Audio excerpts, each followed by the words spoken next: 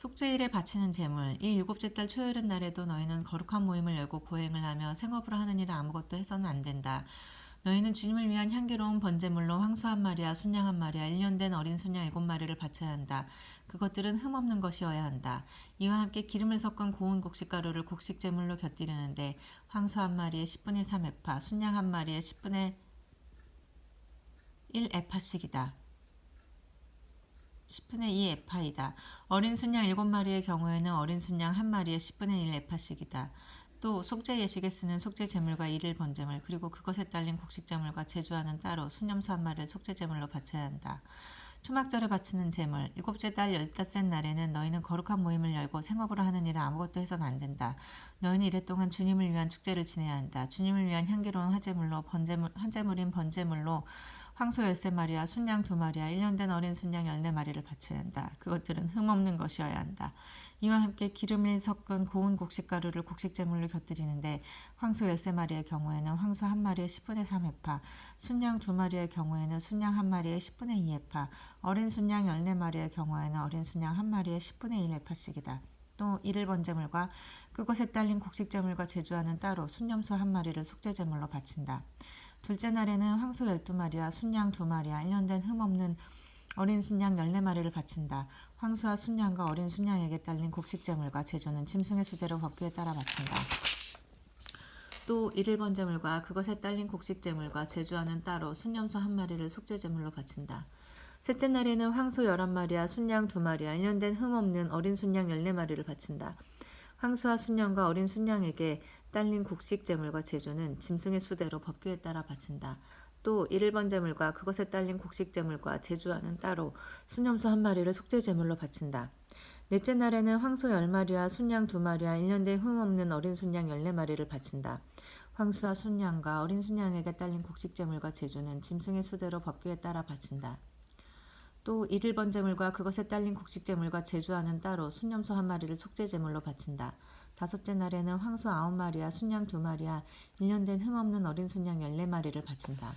황소와 순양과 어린 순양에게 딸린 곡식제물과 제주는 짐승의 수대로 법규에 따라 바친다. 또 일일 번제물과 그것에 딸린 곡식제물과 제주와는 따로 순염소 한 마리를 속죄제물로 바친다. 여섯째 날에는 황소 8마리와 순양 2마리와 1년 된 흠없는 어린 순양 14마리를 바친다. 황소와 순양과 어린 순양에게 딸린 곡식제물과 제주는 짐승의 수대로 법규에 따라 바친다. 또 일일 번제물과 그것에 딸린 곡식제물과 제주와는 따로 순염소 한 마리를 속죄제물로 바친다. 일곱째 날에는 황소 7마리와 순양 2마리와 1년 된 흠없는 어린 순양 14마리를 바친다. 황소와 순양과 어린 순양에게 딸린 곡식제물과 제주는 짐승의 수대로 법규에 따라 바친다. 또 일일 번제물과 그것에 딸린 곡식제물과 제주와는 따로 순염소 한 마리를 속죄제물로 바친다.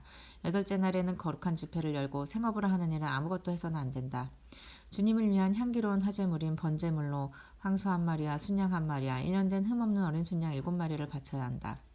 황소와 순양과 어린 순양에게 딸린 곡식제물과 제주는 짐승의 수대로 법규에 따라 바친다. 또 일일 번제물과 그것에 딸린 곡식제물과 제주와는 따로 순염소 한 마리를 속죄제물로 바친다.